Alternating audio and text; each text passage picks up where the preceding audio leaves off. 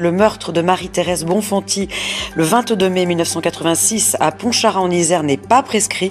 Nous en parlerons avec maître Bernard Boulou, l'avocat de la famille Bonfanti. Et puis 11 judiciaire à présent, cet arrêt très important rendu ce mardi par la chambre d'instruction de la cour d'appel de Grenoble. Elle a estimé que le meurtre de Marie-Thérèse Bonfanti en Isère en 1986 n'était pas prescrit, ouvrant la voie à un procès. C'est une satisfaction et un soulagement pour la famille de la victime. Les détails avec Jean-Christophe Pain et Dominique Sommet. Marie-Thérèse Bonfanti, 36 ans après sa disparition, tous les espoirs sont à nouveau permis. Soulagement pour sa fille, la prescription est rejetée. Ça fait du bien de voir que la chambre d'instruction nous suit, ça fait du bien.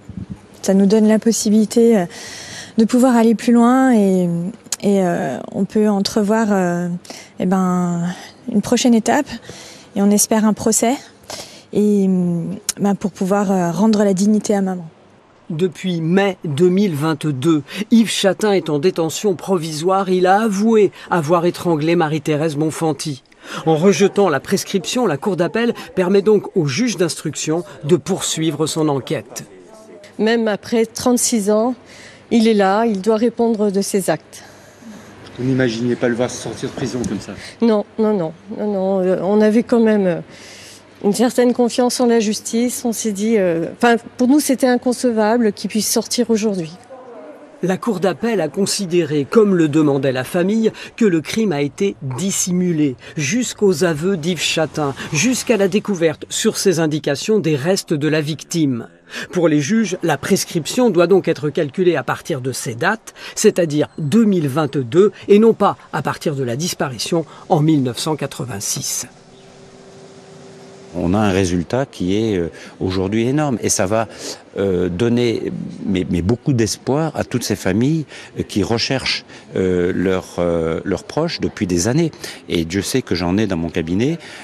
Aujourd'hui, c'est pour eux une lueur d'espoir incroyable de dire voilà, notre dossier ne finira pas aux oubliettes judiciaires. Cette décision de la cour d'appel de Grenoble pourrait faire jurisprudence. Yves Chatin, lui, a 5 jours pour se pourvoir en cassation. Maître Bernard Boulou, bonsoir. Vous êtes l'avocat de la famille Bonfanti. Qu'est-ce qui a motivé finalement cette décision ? C'est simplement le fait que Yves Chatin, depuis 1986, a dissimulé son crime, n'a jamais rien dit aux gendarmes dans les années 86-87 pendant le temps de l'instruction et a aussi dissimulé son crime lors des 3 premiers interrogatoires en 2022 lorsqu'il a été placé en garde à vue.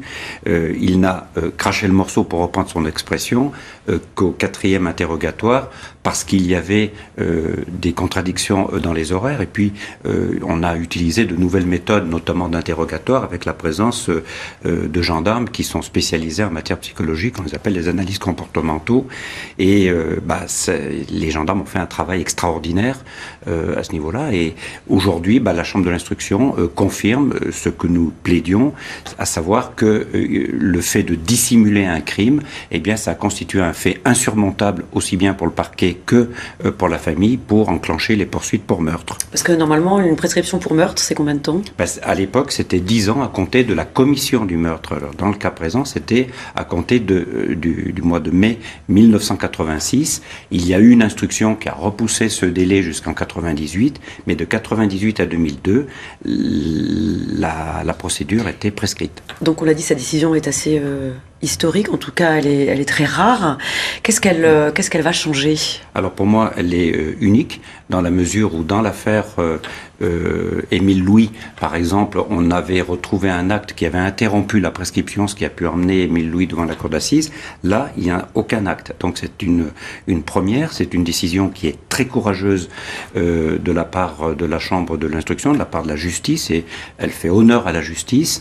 Alors qu'est-ce que ça va changer ? Tout simplement, c'est que tous les dossiers dossiers qui sont des cold cases, des affaires non élucidées qui ont plus de 10 ans, qui ont plus de 20 ans, puisque la prescription est maintenant de 20 ans, où il n'y a pas eu d'acte interruptif de la prescription, ces dossiers pourront ressortir à la surface, revenir à la surface, pourront être traités par le pôle judiciaire de Nanterre, qui a été créé justement pour retrouver, pour élucider ces crimes qui ne l'ont jamais été. Et si la décision avait été inverse, on aurait pu refermer un certain nombre de dossiers au pôle judiciaire de Nanterre, puisqu'effectivement, la prescription a été acquise. Et oui, mais maître, alors vous parlez de 10 ans, de 20 ans, est-ce qu'il ne faudrait pas carrément changer la loi finalement? Alors, la loi a été déjà changée en 2017, mais pour les faits à venir, on va dire, pour ce qui est passé, il faut que la jurisprudence de la chambre criminelle de la Cour de cassation se calque sur celle de Grenoble, qui est une décision, je répète, courageuse et qui va dans le sens, de toute façon, de l'opinion. L'opinion ne comprendrait pas que quelqu'un qui a avoué son crime 36 ans après parce qu'il y a été contraint, non pas volontairement, parce qu'il y a été contraint, puisse sortir libre comme l'air et ne pas devoir répondre de ses actes devant la justice. L'opinion publique ne le comprendrait pas, ne le comprend déjà plus pour les infractions sexuelles. Je vois mal le comprendre pour les infractions de nature criminelle. Merci beaucoup, maître, d'être venu sur notre plateau. Merci.